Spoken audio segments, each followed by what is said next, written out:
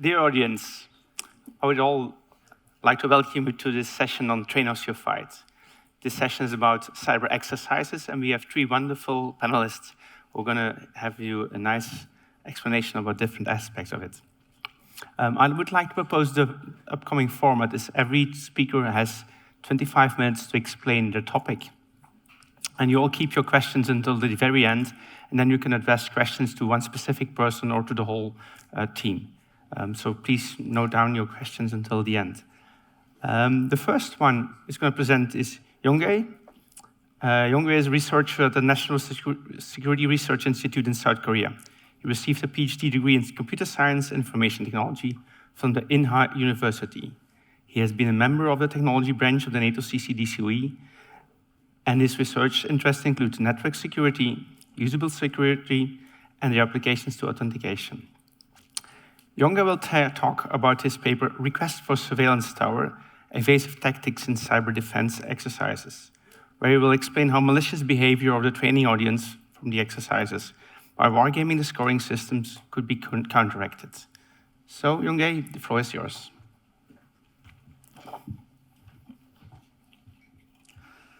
Good afternoon. I'm Youngjae Maeng from National Security Research Institute in South Korea. Today's talk is more likely sharing my experience about availability check and evasive tactics in two different cyber defense exercises. One is locked shields, another one is cyber conflict exercise, which is one of the biggest cyber exercise in South Korea. So I'd like to briefly introduce about availability check and then talk about evasive tactics.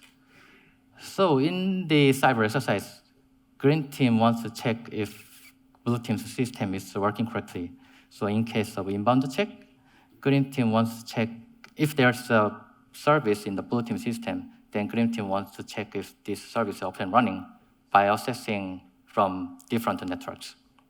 And in case of outbound check, there should be many hosts in the blue team network, and green team wants to check if these hosts are connected to internet.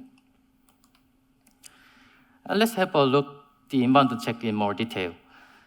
There is network availability and service availability. Green team wants to check if a network traffic from a source network to the destination is reachable. For example, which means in the middle, all the services should working correctly. The services like DNS, routing, and security systems, etc. Now, once the network traffic is reachable to the destination, I mean the port, destination port, and inside the port, there is a service with many functions in it. These functions need to be checked as well. And now the evasive tactics.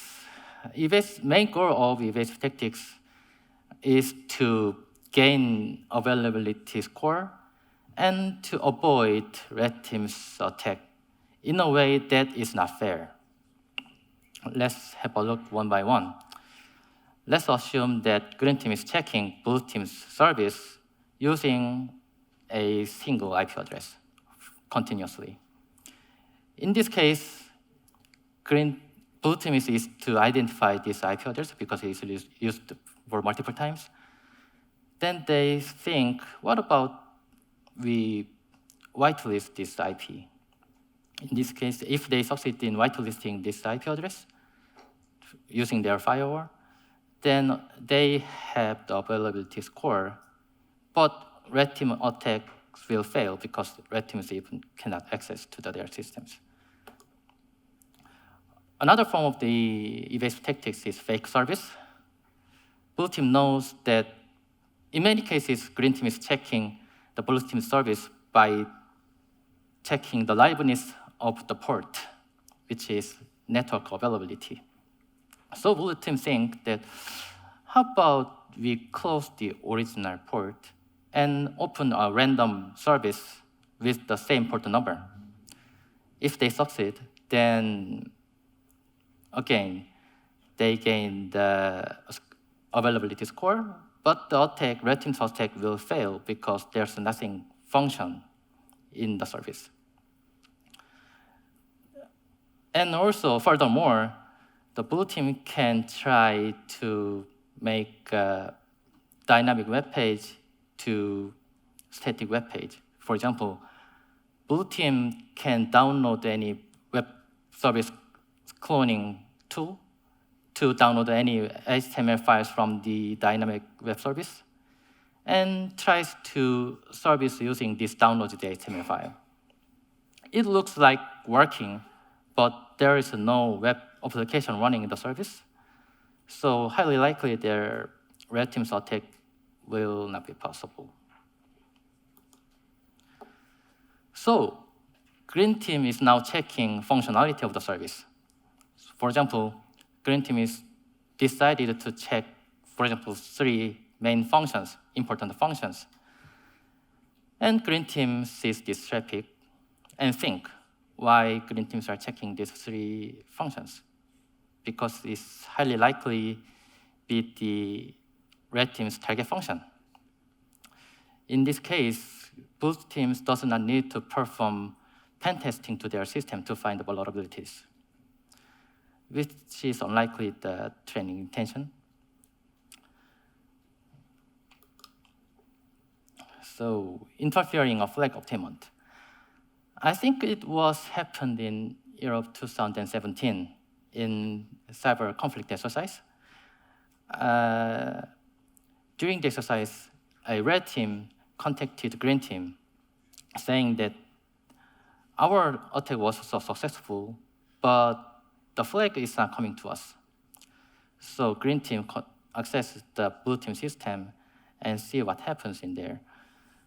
The problem was the cat command, it acted weirdly. This cat command could print everything except the flag, which means blue team somehow changed the command. So at the moment, the green team was so busy with other issues, so I just kindly restored the cat command and let the red team get the flag. And a few hours later, another red team contacted the green team saying the same. They said, our attack was so successful, but weirdly, flag is not coming. So I thought, is it the same evasive tactics? So we checked the cat command firstly, but it was working. We found that somehow the flag is blocked in the middle of the network. So we asked the blue team, how did you block this flag? And this blue team answered like, oh, this flag is kind of secret for us, so we want to reveal this secret. So we registered all the flag strings into our IPS, which is not allowed by the game rule. So we told the blue team saying that, okay, it is not allowed by the game rule, so please remove these flag strings from the IPS. Otherwise, we need to think about exploit. So they restored their firewall. And the next year, it was 2018, the cyber conflict exercise. I was looking at the visualization of availability check and found a specific blue team's response was too slow. At the beginning, it was like 10 seconds delay. And later, it changed to like 20 seconds delay. So I approached the blue team and said that if you are intentionally adding delay for your service, then please don't, because it is not allowed. If you continues to add the delay, then we need to consider exploit. So they stopped adding the delay. But why this blue team was trying to add this delay? I think it's because the delay, the service responsiveness is not the target of scoring. So they want to know what's the timeout of availability check. and so that they can deter red team's access. For example, if there's a red team's automated attack, which time out is less than 20 seconds, then this likely be failed because of the added timeout. And if the red team wants to access their, for example, website manually, if this red team member is not patient enough, then he will continue to access the other team's web page because they think this web page does not have response.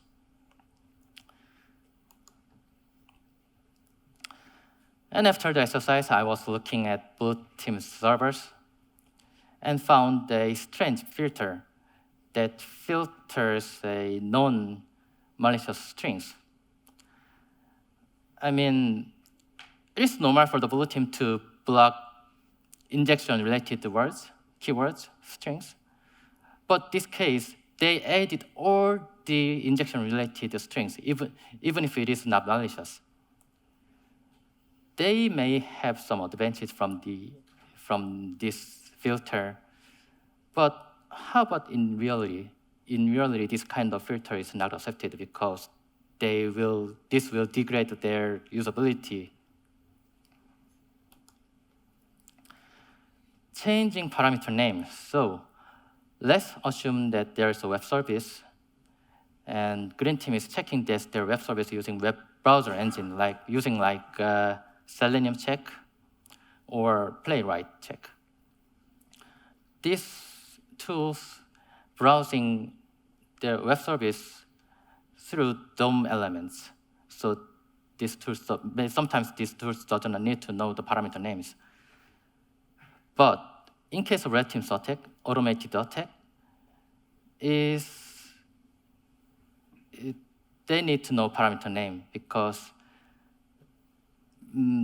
they need to write the attack code before the exercise if they want to attack all the many blue teams. They need this parameter name. But what if this blue team change parameter names? If they succeed, then the Selenium or Playwright check still pass, so they can gain availability score, but red team's automated script will fail because parameter name is changed now. In addition to the previous slide, if the red team's automated attack is failed, then red team may access the blue team's website manually. In this case, blue team doesn't like the red team accessing their website, so they may add fake error page by overlapping to their web page. So if red team accesses their service, it shows the error, but it's still passing the Selenium check.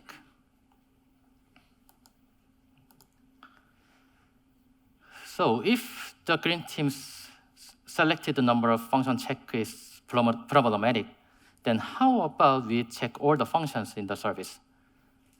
In the most cases, it should work well, but what if some services required CPS and power is much? I mean, some services required power is heavy. So if there's so many HTTP requests, then these services will highly likely become unstable. Then they might be drop some service request. If this happens, then it will burn the ticketing system as well because blue teams will make many tickets to the green teams. And service and usability. And I thought why this kind of evasive tactics are possible. I think it's mainly because usability in cyber defense exercise is different from reality. For example, the security and usability in reality have some kind of balance. But how about in CDX, cyber defense exercise? some blue teams tend to just keep the minimum usability requirements, the minimum requirements like availability check and user simulation teams check. So availability check is important because by nature of cyber defense exercise, it has one of the biggest scoring budget. And if we have some mitigation technique against those, then it should be applied in the availability check. Meaning that availability check is not just checking availability of blue team systems, but it also monitors evasive tactics. And blue teams have many years of cyber defense exercise experience. So if they have will, then they can perform evasive tactics, I guess. So preemptive R&D, research and development is needed to prevent those kind of evasive tactics. So this is it for my talk today. So thanks for the listening. If you have any questions, feel free to shoot.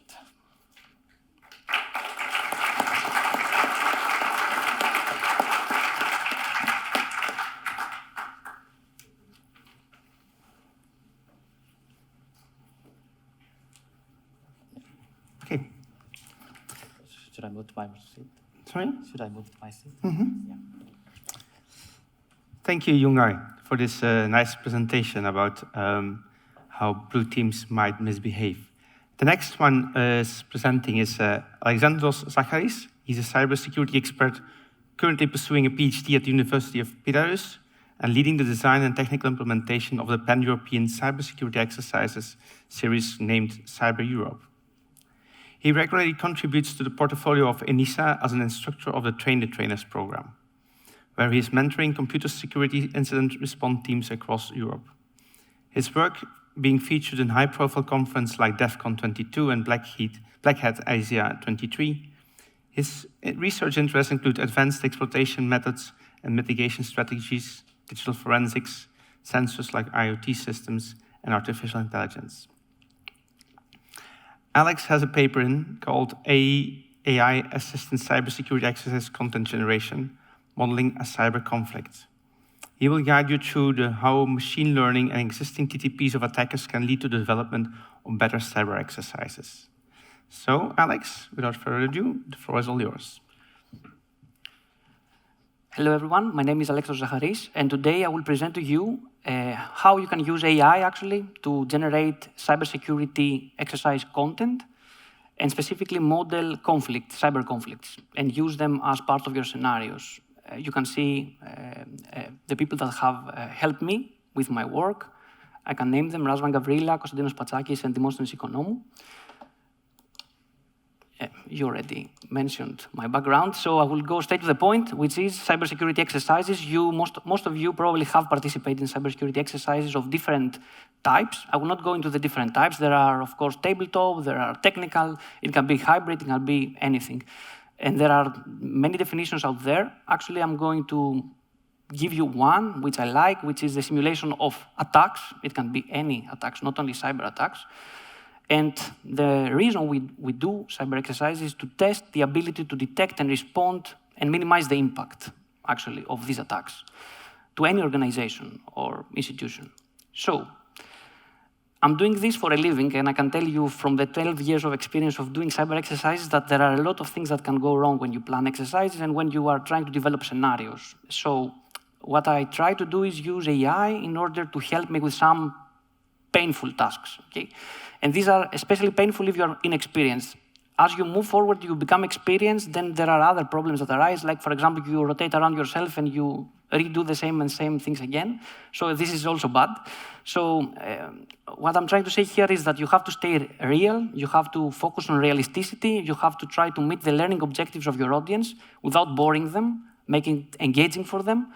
And there are two keywords that I would like to stress, because this is what my tool and the work that I have done tries to mitigate, is relevance and timeliness. So how can you be relevant to the audience and the problems that they're dealing right now, and also how to do it fast. Okay, so you need some automation. And that's how I came up with the idea of using AI to help me with my work, actually. Replicate myself in a sense, so it can help me when I'm trying to do exercises. So I developed this framework, which is called AI Chef, and it's an AI-powered cyber exercise generation framework. You can actually find the research paper that has been published already 2 months ago, or 1 month ago. So it's online, but I have to go through some of the details of this framework in order to understand how I modeled a real case and how I tried to, let's say, calculate if my tool is actually doing what it's supposed to do. So what is AI Chef? So it's a machine learning-powered cyber exercise generation framework and tool. And it actually helps exercise planners, regardless of their experience, so they might be inexperienced, to create timely and targeted cybersecurity exercise scenarios. Why did I thought of using a tool like this? It's because, probably you have heard in other talks, that there is this gap between how many people are experts in cybersecurity and how many people we need, actually, in order to develop scenarios and have, this gap bridged. So I decided to create a tool that can somehow use knowledge that is out there in order to generate scenarios faster, and of course model them in a way that is known to the people that are doing cyber exercise, like events, incidents, and injects, and I will talk a little bit about it later. And I developed this tool in Python. So my framework is split in 3 layers. The first layer is the knowledge layer. It's where I model information that is publicly available into a knowledge database. And I use machine learning for this. I do it very fast. I can model thousands of incidents that are publicly available in free text. I parse them with my tool. I model them into something that is parts, or as I call them, breadcrumbs of an exercise scenario or incident, mainly. And then I just ask a user, whoever, it can be you, just to type what he wants to do. Like, I want an exercise on ransomware that's against an energy sector, and it started with a phishing attack, and I want to simulate a specific actor. Okay, good. This is your input. Fine. Anyone can write this input. My mother can write this input. Boom, an exercise appears. I can press the button 10 times, 10 more exercises appear. And then I only have, okay, I have to have some experience there to choose which is the best fit for my needs. Now, and this, of course, I generate incidents, and then I model and merge these incidents into injects. In exercises. Now, of course, to do this, and in order to train a model, you have to have an ontology behind the model. So what do I train my models in detecting in this free text that I give them? So I decided to create an ontology, which I call CISO, which is Cyber Exercise Scenario Ontology. And what it does, it combines some known ontologies and methodologies in order for people that follow already this type of ontologies and methodologies to follow up. So I implement ISO 22398, which is the ISO that describes cyber exercises, in a sense. And then I, of course, implement the MITRE ATT&CK framework, the MITRE CVs, cyber kill chains, and everything is modeled into STIX 2.1, which is let's say, an ontology, in a sense, that is machine-readable, but also human-readable, somehow. And these are JSON objects at the end of the day. The machine-readable parts are JSON objects. Now, you can see there on the table the mapping of the cyber exercise world, the lingo, exercises, events, incidents, injects, mapped into objects of STIX. So there is one-to-one representation, but I'm extending in a sense STIX because I'm creating also my own objects for the sake of creating exercises. Now, CISO is incident-centric. I told you that usually ISO represents exercises as events, incidents, and injects, which are like tree-based. I'm doing something in a reverse. I'm first creating a pool of incidents, and these are like my little pieces of Lego that I match together and build an exercise. So I do it in reverse. Now, what is the usual flow in order to create an exercise with my tool? You just collect the data, the articles, the incidents that you feel that are interesting in free text, whatever, it can be a report, it doesn't matter, as long as it's text, it's parsable. You throw it in the machine learning, the models, they parse, they extract the objects, and they somehow model, extract information, and then model it into relationships and create parts of an exercise. In order to choose what to put in the machine, in the machine, in the model, in order to parse and extract information. You can use trend analysis, and you can do that because I have pre-parsed thousands of incidents, so I can just check for energy sector what is hot. Okay, I get an output, and I use this output as an input to my query.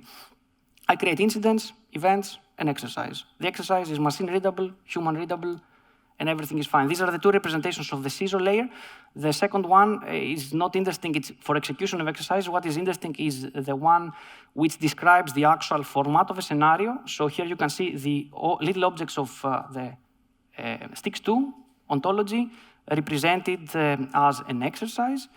You can see, for example, that an intrusion set is an incident, and you can see an attack pattern which is used, and and of course you can have exploiting a vulnerability, targeting something, a third actor is targeting something, using a tool, there's an indicator of compromise, there is a malware, all linked together into some type of a tree. And if you want to see it in a different view, this is like a breadcrumb. So I just threw in there a text that I found online, and then it automatically generates this tree. Okay, so what it does here, it tells you that based on what I read, I can understand that this is an incident. There is some kind of actor which is probably coming from Vietnam. This is just an example, okay? And it's using a specific malware, Conti malware, and it's targeting some buckets and in Amazon, and it's exploiting a known vulnerability and a known vulnerability. So it automatically models text into an exercise, into an incident. And I have done this for, okay, in that example, and when I submitted the paper, it was 2,970 articles from different sources, which are open source, I mean, publicly available. But now, okay, the number is a lot bigger. For the incident flow, how to generate flow, this is important. It's, I mean, how the user creates an incident. You can choose to filter based on sector. You can choose if you want to add malware in your incident, or if you want to filter specifically on the different kill chain steps. And then, of course, my tool retrieves different breadcrumbs, merges them together, creates a bigger incident, and then it asks the user, do you want to enhance it to look like a known APT, or do you want to let me check which is the closest APT actor that does this type of attacks? It can do both. I mean, you can choose specifically to say what you did and infuse it with TTPs of a known APT actor. We have like 125 known APT actors that you can choose from, or you can create your own APT actor, which you describe yourself.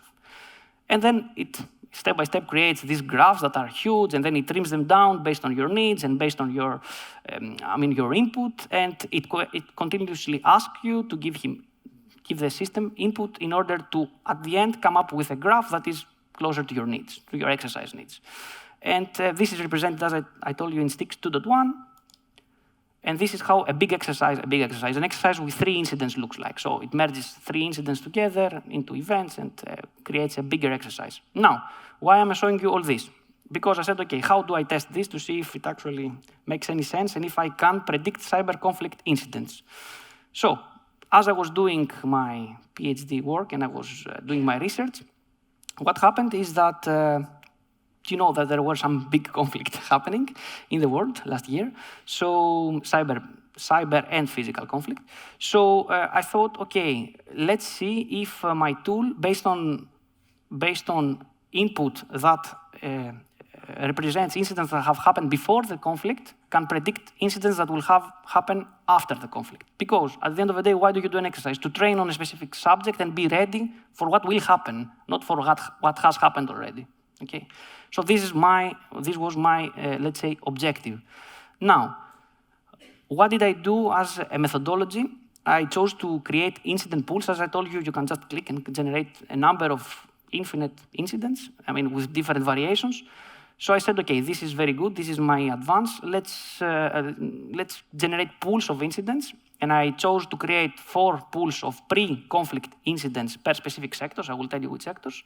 And then I chose, on my own, as a human, 3 incidents per sector after the conflict happened, okay? It looks like this. So, in the first phase, I chose and modeled pre-conflict incidents, 4 pools.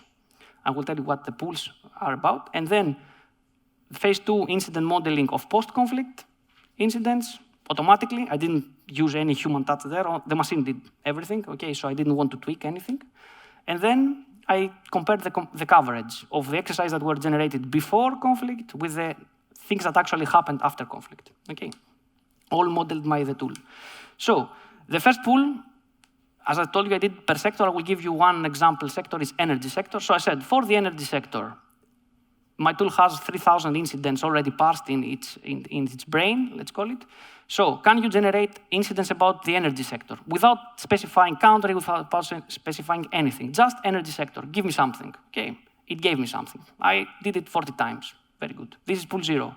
Pool 1, based on a specific conflict in mind, can you model me the information that I give you? Yes, it can, this is its job. So pool 1. Pool 2 is do variations of the combination of what really happened before the conflict, pool 2. And pool 3 is enhance them with known actors that we know that really do these things, pool 3, okay? That's it. So what we were looking when we were talking about coverage is the following things. This is like a naive way of calculating coverage, but it works for now. I mean, we can, of course, debate later about if we can improve that. So we're looking about attack patterns used, the tools used, the vulnerabilities, the malware, and the location. These are the 5 elements that we try to see that we had before. Can we spot them also on the exercise that happened after the conflict? So is there a coverage there for these 5 elements? So in our use case, I used the Russian-Ukrainian cyber conflict along with historical data. So I automatically, as I told you, automatically parsed and registered pre- and post-conflict pools of attacks against Ukraine only, okay? And then I just reviewed manually to verify the relevance without tweaking anything. So I spotted 46 articles that have been identified as nice to use for pre-conflict set and 14 for post-conflict set. And I classified them into 3 sectors, which were the public administration, energy, and ICT sector. Now, what I used for the pre-conflict is whatever has happened between January 2022 and January 2020 and January 2022. I didn't intentionally add February because this was the conflict month, and I said, let's leave it out of the equation because it will probably tamper with my statistics and data. And for specific actors that my machine identified, I double-checked. So I said, okay, you tell me that these are the actors, but are these actors correct or am I dreaming? So I've double-checked using the CCDCOE study of 2021 and for specific actors, and then for another actor, Microsoft's report of January 2022. And you can see here, for example, that what the machine told me is that for sectors like public administration, prominent attacks were DDoS attacks, denial of service attacks, malware, data exfiltration, phishing, and defacement. For the energy sector, this was wiper, ransomware, and espionage. And for ICT, DDoS attacks, wiper, and malware. Okay, so this is how it classified based on this input that I gave it. Okay, this is what it said. And these were the actors that it retrieved by its own. Now, again, here are the pools. I did this 3 times, pool 0, pool 1, pool 2, pool 3, for public administration, energy, and ICT. And for the second phase, which is what has happened after the conflict, I found 14 articles. I manually found 14 articles that I think that are relevant, okay? These are from March 2022 till June 2022. Again, I didn't put in there anything related to February. And I filtered out 6 of them, which were the more mature ones, the more, let's say, content-wise, the more mature ones. And then I split them in the 3 sectors. And then I did also a merge. Okay, so 2 per sector plus their merge, which is the incident 0. So these are, because someone will ask probably, which were the articles. I give you some examples. So for the energy, this was the article that one of the articles that I used. For the ICT sector, this was this other one. And then public administration. So you probably have heard, heard about this. I used articles that are published on news sites, okay? I didn't have any internal knowledge. Everything is publicly available. Now, you will ask me, and I will tell you what were the results. And they are somehow, okay, interesting to represent. Some of them I was expecting, some of them not. But what you can see here, there are 2 graphs. The upper graph, and this is the same for all three sectors, and I will show you for all three sectors the results. This is for public administration. The first graph on the upper part is, if you can see there, there is incident 0. This is the post-incident. And then there are the 5 elements. The bars are the 5 elements, the 5 colors are the 5 elements that I'm trying to see if I had a hit. So you can see pool zeros for incident 0 are very low. I have like 25% of hit, bad. Okay, but it's normal because I just asked, give me random attacks against public administration and generate exercises on this. Okay, and I got 25% of what actually happened on the first incident, and you can see that the scores are low for pool 0. This is expected. What is the most interesting thing is what happens in pool 1 and 2. Pool 3 is, I will explain why I used pool 3. So, in general, you can see here that I'm mapping around 50 to 40% of what actually happened in the ICT sector, okay? Which is, of course, if you see what has happened when I randomly created incidents, what would I have done as a human? I would randomly create an incident for this exercise. I would hit around 25% of what happened. But with my tool, I reached around 45%. So 20% better, let's say, coverage, in average. Now, down there, you can see a second graph. This is the complexity of the graphs. Okay, you will tell me, Alex, if you create a very big graph that is super complex, you will cover everything. Correct. So this is why I used pool 3. Pool 3 is like the edge case, where I simulate in full capacity an attacker that has done everything. Okay, the graph complexity is super big, and actually it's not appropriate for an exercise. But still, I would not get 100%, because what does this mean? This means that the attackers were doing something different from what they used to do. Okay? This is what I understood from this graph and from the statistics. Actually, I achieved, as I told you, around an average of 20% better than the random exercise scenarios. And overall, the coverage was approximately 50%, which is not that good, which means that probably they were doing something different from what they used to do in the specific sector in the specific country. And the APT enhancement didn't help, and I knew about it, okay, but this verified my hypothesis. Now, for the energy sector, things were better, and I will tell you why they were better. They were better because also the random attacks are better. You can see here that I'm reaching around 50% even with the random exercise that I'm creating. It's because the main actor that is doing attacks against energy and the articles that are out there is the same actor that was attacking this country. So it's normal, and but it's the first time that I achieved also some pretty high scores, even 100% of coverage of incidents, which means that the attacker's modus operandi didn't change that much. They were using the same types of attacks. This is very good. Actually, I could cover around 74% of the attacks that have happened.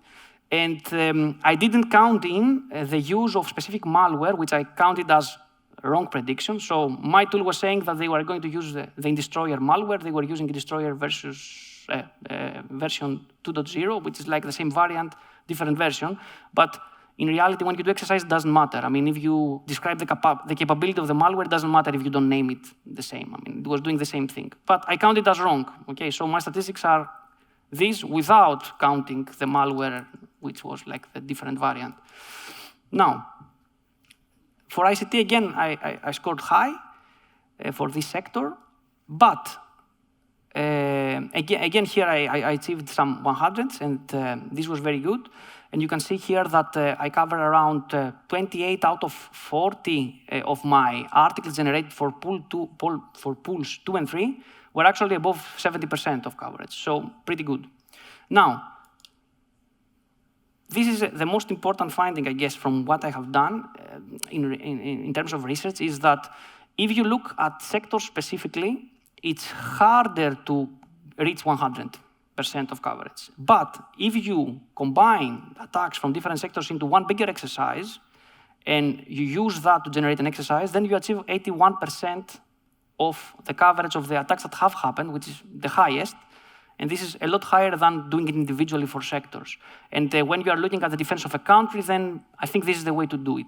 I mean, don't break it down, because, you know, attacks are also opportunistic, and you can see that, for example, attackers are using the same modus operandi, but they're not thinking, okay, I will attack again sector energy with my tools. I might not attack energy now, I will attack something else because now it suits my profile. Or maybe the timing, limits the attacks.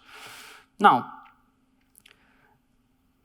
all in all, what I can say is that you can definitely automate generation of cybersecurity exercises using AI, and you can, of course, be better prepared. My advice is if you do it thinking as a country and not focusing to the sector only, although, you can achieve good results also if you're thinking individually. And of course, what you can do is you can generate scenarios and adapt them in real time. This is the most important thing. So as the conflict progresses, you can train as you fight.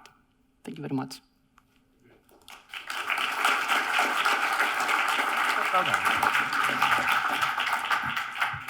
Thank you, Alex, for this wonderful presentation.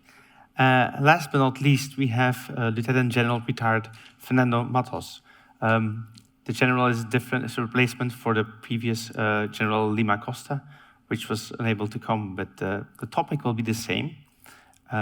This Lieutenant General Fernando Matos was graduated in 1982 from the Military Academy in the Artillery Branch. He presently works as a governance advisor to the Brazilian Cyber Defense Command. Brazil is lately, for the last years, working a lot with CCDCOE, also for the exercise lock shields. And the general will give some glimpse of their national cyber exercise, Cyber Guardian. So, sir, the floor is yours. Thank you. Well, first of all, good afternoon to you all. It's a pleasure to be here. I would like to start my presentation with my compliments to my colleagues on this panel, our moderator. And I will start also coming back in time a little bit, 3 years from now. The exact date was July 31st, 2020. It was a significant date in my life. After work, on this date, I went back home and after work, and I said to my wife, dear, after 41 years, 3 months, 25 days, I'm getting retired. And she smiled and said, okay, darling, but I better that you find a job. Okay, back at home, the last word is always from the husband. So I said, yes, man. I'll do it. So here I am. I would like to present a little bit about our experience in organizing a cyber exercise. You see that is very recently. The Cyber Command, the Brazilian Cyber Defense Command, is also very young in existence, but we consider that we achieved a good performance up to now. Would like to start saying a little about our organization, the Cyber Defense Command. We are a joint command. We have the presence of the 3 services, Navy, Army, and Air Force. In Brazil, we only have 2 joint commands that work in a 24/7 basis. Day after day, they are the Cyber Command, that's the newest, and from the Air Force, we have the Airspace Operations Command. Those are the 2 commands that are joint in peacetime, I would say. And the Cyber Defense Command, just for its structures, this history of the command, I would say that if you pay attention to the date, 2016, we have 6 years of existence as a command. And this year, 2016, is the same date, the same year that we performed the Olympics Games in Rio de Janeiro. So the Cyber Command, it was the predecessor unit of the Cyber Command, the Cyber Defense Center. It was the first unit, and the Cyber Command now has the command of this unit, that's our operational branch, and the Cyber Defense Command, he started to work during the Olympic Games in Rio de Janeiro in 2016. The objectives of this exercise, the Cyber Guardian, I won't read the slide, but I would like to emphasize some topics. Of course, the Cyber Guardian is focused on the infrastructure, the critical infrastructures of the country. In Brazil, the regulation, the law in Brazil, they choose 7 sectors of infrastructures that I will show you during the presentation. So the 7 sectors, according to the Brazilian regulations, are the vital sectors to keep the country running. Water, finance, energy, transportation, and so on. But we started with only 2 of these sectors. And year by year, we are improving the exercise, as we're going to see. The focus is to find gaps on procedures, responses that are doing during the exercise, and if the policies, the regulations that the agencies in Brazil, we don't have yet a cyber agency, is in the building process. So as the Cyber Defense Command, he received the mission from the Ministry of Defense to start to organize this kind of exercise. So that's the important point. By now, we don't have a cyber defense agency. So the Cyber Defense Command responds for some of the responsibilities of, collaborate with the cyber defense of these critical industries in Brazil. And the other point is we have to improve cooperation. Cooperation is a key word, as we're going to see, for cyber. Resilience is one word, and I would say that cooperation is the other magical word.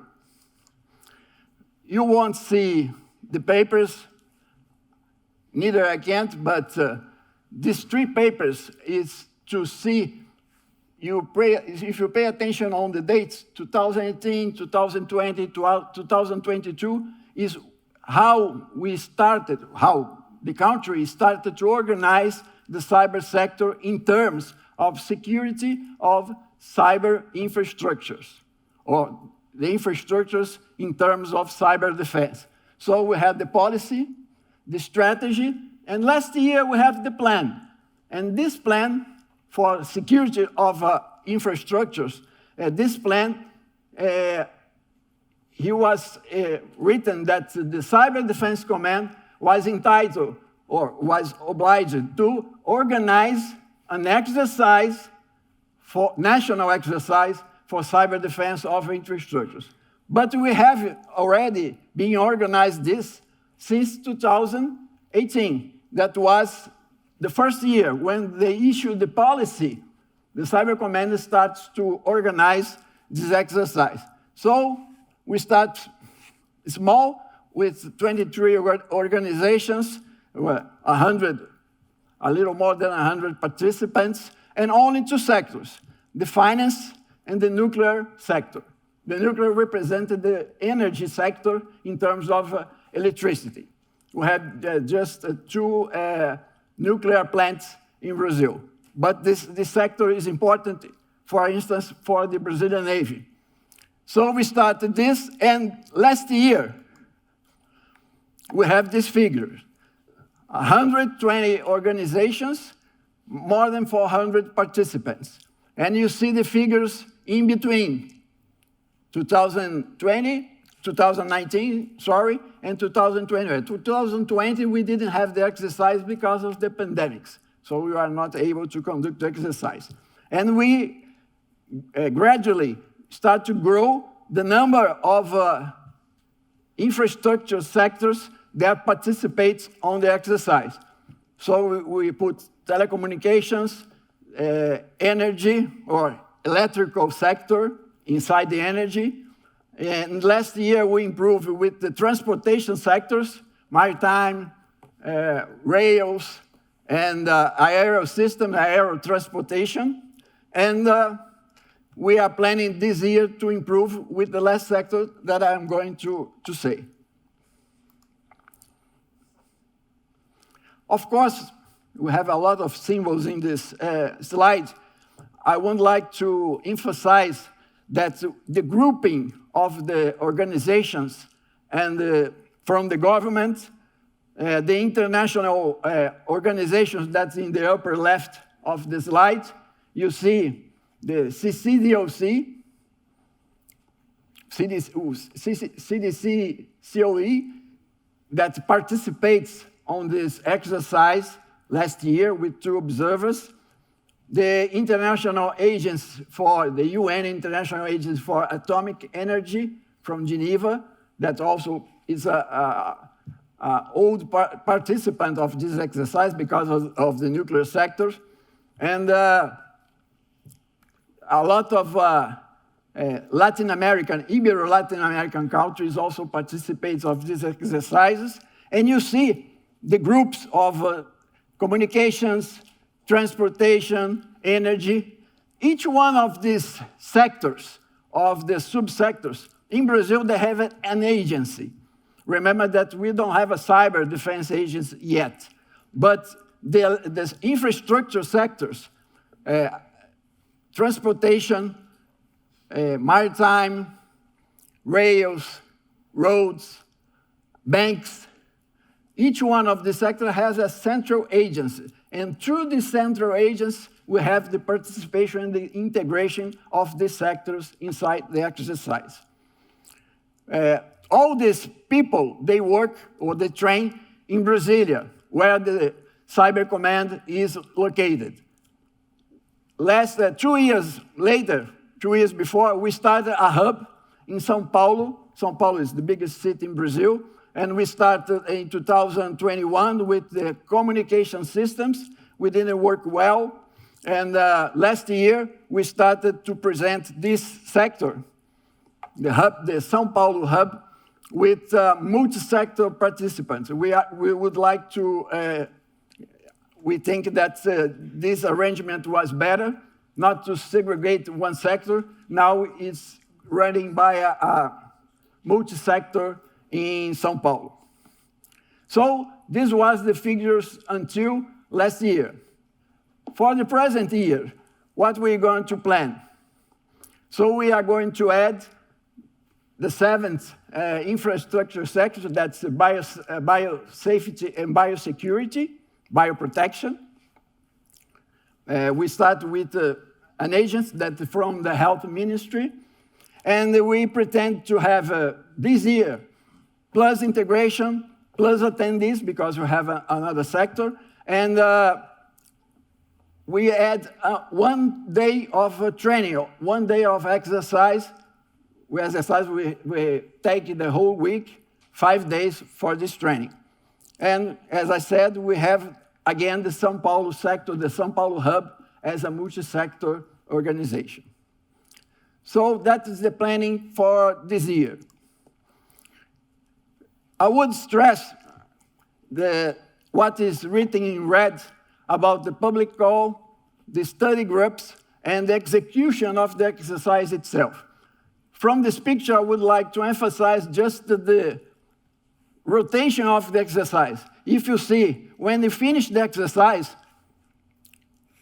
on the right of you, after action analysis, by the end of the exercise, and the critics of the exercise, we restart the loop and we start the planning for the next exercise. So the exercise of this year, actually, it happened in October last year when we finished the Cyber Guardian 4.0, okay?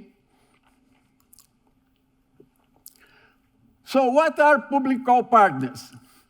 A public call, according to the Brazilian regulations, we have we issue a public call, and the organizations of the firms that intend to participate of the exercise, they present themselves to participate. The detail is that no one of these firms, of these organizations, they will do it for free. So it is organized. We have some kind of logistical support for the exercise, but the firms, the enterprises, they run for free. They have no cost to the exercise. If you have this picture, obviously you don't know most of the organizations, but I would say that out of these 14 organizations, only 3 are non-Brazilian organizations. Some are from the academia, like the Instituto Vegetius, the Instituto Zacharis. So they are academics. They collaborate in the preparation of the exercise. And some of these firms, like the Cryptos, Tempest, are Brazilian firms from the cyber universe. I would like to also the attack that's in light on the bottom of the slide, the attack group in Embraer. Attack is also important because it's the only Brazilian organization, the only Brazilian enterprise firm that participates here in Tallinn with the Locked Shields exercise. So from 2 years now, the attack group, he's also participating in the simulation during the exercise Locked Shields. So I said that study groups, they are organized by sectors. And one thing that helps a lot to bring these groups, the attention of these groups to participate on the exercise is that some of the topics that will be run during the simulation, they are indicated by the critical infrastructures. Of course, obviously, they have the indication, but the guy who is going to play the game, they do not know what the incidents will be followed. But some of the problems, the military problems, the simulated military problems that are running during the exercise, they are indicated by the sectors themselves. The scenario that we use is a military scenario. You have the map of South America. Inside the Brazil are created 3 fictional countries with crises rising between those countries. We have a neutral country, we have the red party, the blue party, and we use a real scenario for training that's used from the Ministry of Defense. So the Meridiano, we call Meridiano scenario, and this scenario is used by the exercise. Also, we simulated APT group that is not anonymous, is the Incognitus group, that's an APT, that's also simulated for the red party during the game. The 2 simulations, we have a virtual simulation and, as you know, the tabletop exercise. From the virtual simulation is the normal one. Red team from the running by the exercise versus the blue teams. The blue teams are running by the sectors. And the tabletop exercise, each firm, they run by themselves. So it's more particular. We have a crisis cabinet, we have the CEO, the public information officer, the legal advisor, the people from IT, and this cabinet, the crisis cabinet, conducts this simulation on the tabletop exercise. Those 2 simulations are running during the exercise, but they run separately. So we start day 1 with a seminar to put all together. Most of the guys didn't know each other. You see that if you go back to the participants, we will indicate that, for instance, on the aerial sector, the airline companies, if you think about, they are quite competitors. They are quite competitors in terms of his business, because the airliners are private companies in Brazil. If you see also the banks, the financial system, the private banks, they are kind of competition in terms of services, in terms of investors on his bank. But we are managing to bring them together, and the great apprentice of this exercise is that normally in a daily basis, the sector is able to put together the private sector and the public sector to sit together and talk about a common problem. This is maybe the best thing or the best achievement that we reached during the exercise is to put together the public and the private sectors, each one within his own sector. The construction simulation is running during 3 days. The crisis is enhanced during those 3 days. The second day is the peak of the crisis. And the tabletop exercise we run during 3 days. And the virtual simulation that we mentioned, they run separately. We imagined at first that we could exchange, but the timing of the two sectors, the virtual simulation, the construction simulation, the tabletop exercise, they didn't run at the same pace for the simulation. So we still conduct the two exercises by their own. And the last day, we have the after-action analysis that we will start the critical of the exercise, and we restart the loop for the next version of the exercise. Some features of the exercise itself. We have constructed a mock-up. I think you cannot identify on the picture on the left, but in this mock-up, we have assessment, or we can reproduce a cyber attack with the physical or kinetic effect. So we have a nuclear plant, we have a small city, we have a railway, we have a dam, a barrage, and we have all these things that in a real situation then can be targeted, and we can simulate for the audience, especially for the visitors to the exercise, we can simulate real cyber attacks with, it's not just a command, but the system is simulated on the computer, and the cyber attack, if successful, they will be represented on the markup. You can see the effect, the kinetic effect of this attack. And also we represent that plant of water treatment that's far from Brasilia. The mock-up is in Brasilia with our command. The other one was simulated in far state from Brasilia, in Minas Gerais. And we also, for this plant simulator, we can simulate a cyber attack, and you can see the effects on the water treatment station. The cyber range for all those simulators, there are new simulators that was also developed in Brazil with our electronic warfare center that used the installations for the run for the exercise. One interesting participation is the international participation.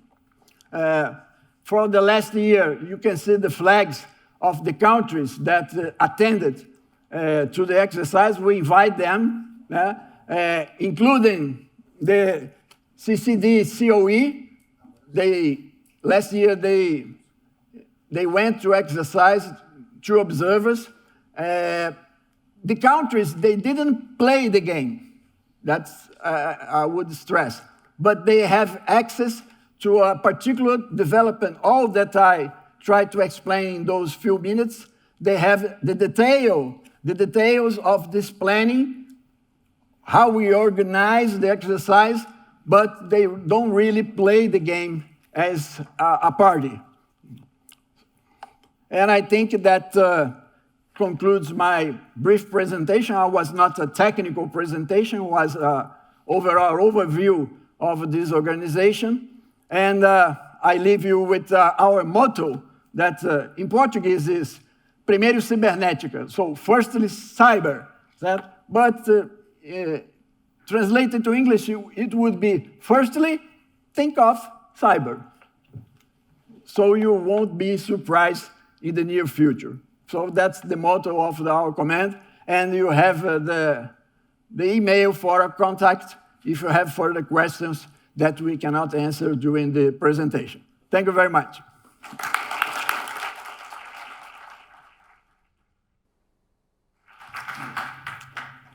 So I can see we have 20 more minutes for the audience to raise some questions for Youngjae, Alex, or for the general. So please feel free if you have some interesting things to ask. Yes, sir. I think you can get a mic so everybody can hear you loud and clear. Okay. From Germany, I have 2 questions. The one goes to Mr. Maeng. Very interesting the way you presented it. With my background in locked shields, my question would be, if you would have a user simulation team, like we have in the locked shields exercise, would the result be the same? Because I see these evasion tactics of the blue team, which would be seen as illegal in locked shields as well, would be detected and heavily punished on the spot by the user simulation teams. So do you think that is a solution? And the other question goes to General Matos, just on how you synchronize the 2 types of simulation you presented in an organizational way, how you keep them in line. Thank you. Youngjae, I suppose you go first. So if I answer, unfortunately, I was not in the user simulation team, so I don't have any detailed knowledge about user simulation team. But I think evasive tactics are also possible on the user simulation team as well, because if they have a repeated work,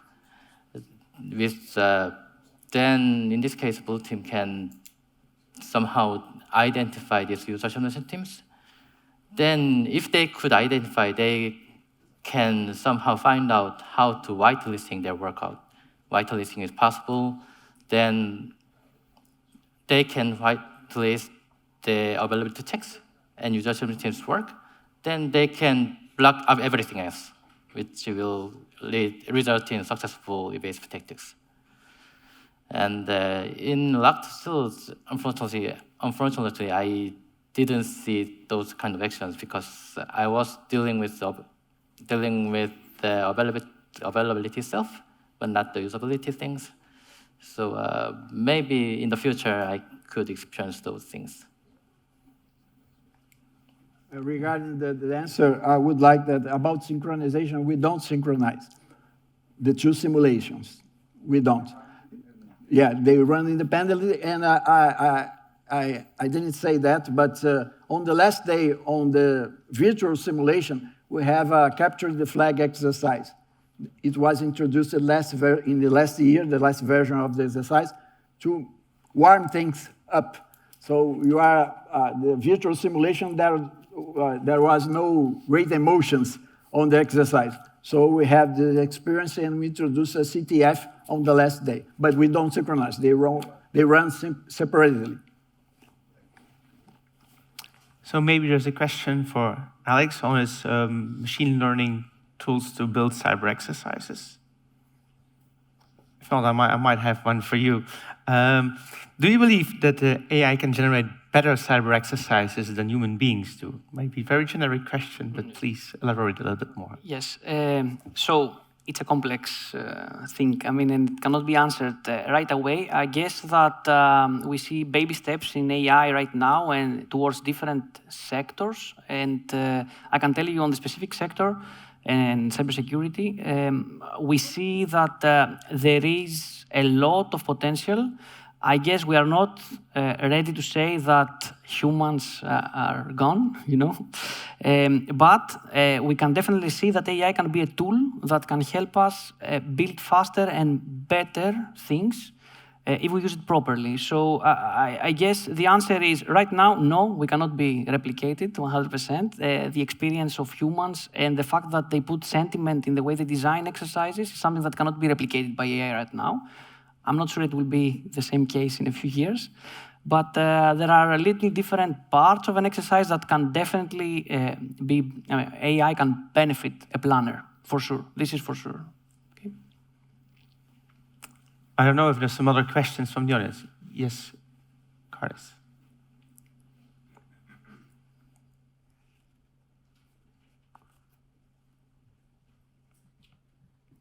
Hello, I'm Carlos Podinch from CCD. So I have a question to General Matas.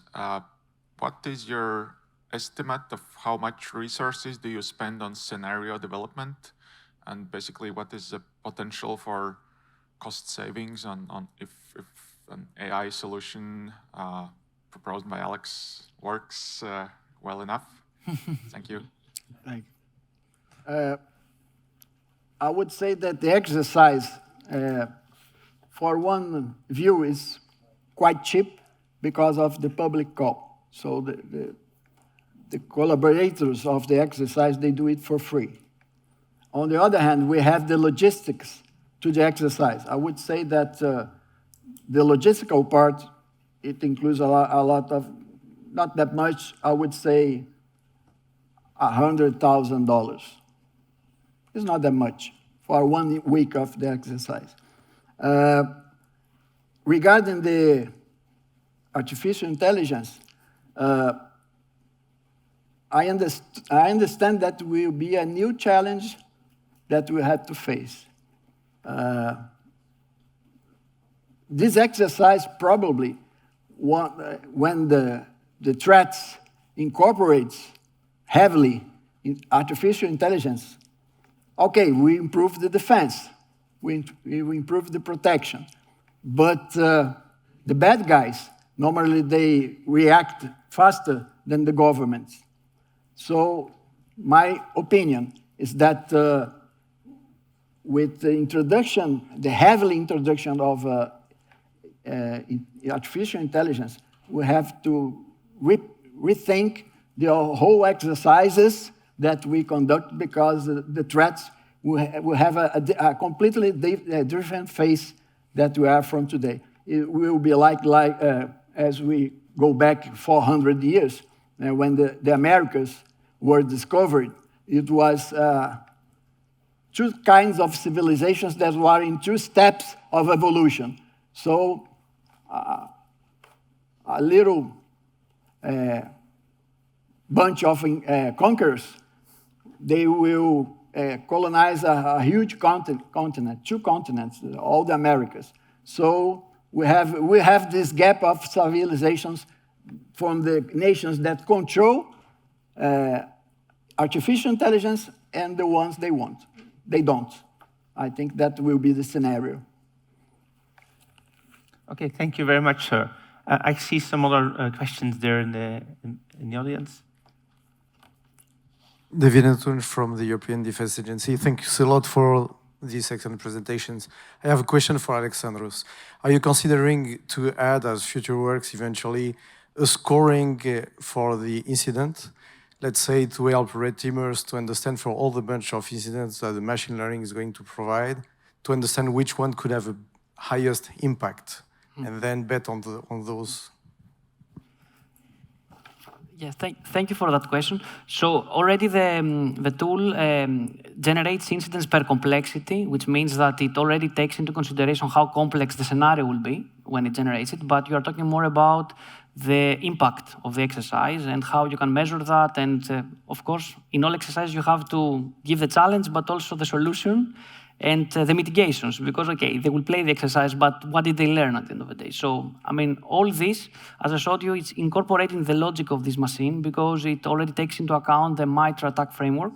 So this is easy to export from the MITRE ATT&CK framework, also some levels of impact, and from there, of course, you can give it a score. It's not doing it already, but it's like a few lines of code, let's call it. Thank you. I saw the gentleman just before also had a question. Oh.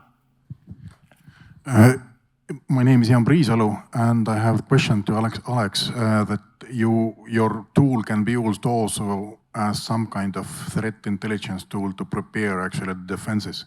Have you thought also how to use it to plan attacks? Yes. Let's not give bad ideas to people, but yes, I have thought about it. So, yeah, the tool can do more things, of course. Generating of exercise is like the last thing that it does, but as I told you, I didn't, of course, analyze it further because this was not the scope of this presentation. It has a module already, which is what it does. It does some type of threat modeling, and threat analysis, and threat landscaping in a sense. So, whatever you give to this tool, I mean, it doesn't matter if it's just text, thousands of texts from different times. It will analyze it, and of course, through some type of time series analysis, it can predict, in a sense, not for 10 years from now, but for a few months later, what will be interesting in terms of statistics, of course. Okay, statistics can go wrong. You have major events that happen that you cannot predict, of course, like in every other market. You have a war. War happens, your statistics do nothing because there is a peak of attacks because of war, okay? But if in normal terms you see some type of analysis, you can do that immediately. And I use that not to train the bad guys because I'm not in that business, but to train the good guys on how to do exercises that are focused on the trends that are coming. Okay, but indeed, you can also give ideas to bad guys of what they can do. Okay. Yeah. Double-edged sword. Very interesting answer. Thank you. Matthias? My question goes to Mr. Zacharis. And it's, I have to admit, it's a question of somebody who's in the learning process of understanding how the AI work. I have learned that you have built intentionally a very limited model, just putting in, by comparison, a few numbers. Coming from the world of critical infrastructures, I learned that when you generate scenarios with an impact on the environment, so the nature of critical infrastructures, there might be a need to add a closed version of a large language model. And I learned that we are currently beyond ChatGPT, BART, and whatsoever, and the underlying language models. They start developments of specialized large language models or medium-sized language models which mix what you are doing with a significant share of the of real-world large language models. Alpaca, for example, is an academic effort currently. Do you see realistically in the next 24 months that some extended version like that would be part of your work, provided you would get funding from the EU, of course? Yes. So first of all, this is part of my PhD, so I did it in the last year, and it's not funded by anyone. I'm just doing it myself. So, but thanks for the offer. So, I will remember. So, going back to what you say, look, this is indeed a limited model, but on purpose limited. It has extensions, and it can, of course, call different other models in order to generate the, on purpose again, the textual and linguistic and text synthesis part.